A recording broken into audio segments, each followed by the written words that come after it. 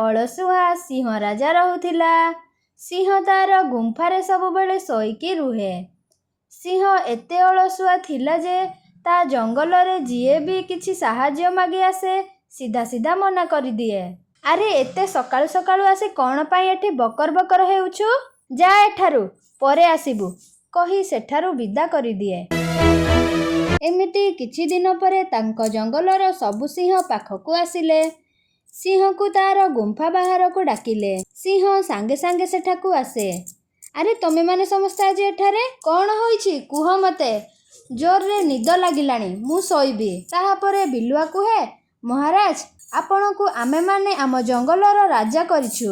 ତମେ ଆମମାନଙ୍କର ଦୁଃଖରେ ସୁଖରେ ଛିଡ଼ା ହେବ, ଆଉ ଆମ ଉପରକୁ ଆସୁଥିବା ବିପଦରେ ଆମକୁ ସାହାଯ୍ୟ କରିବ। ତମେ ତ ତମ ଗୁମ୍ଫାରୁ ଟୋଟାଲି ଉଠୁନ।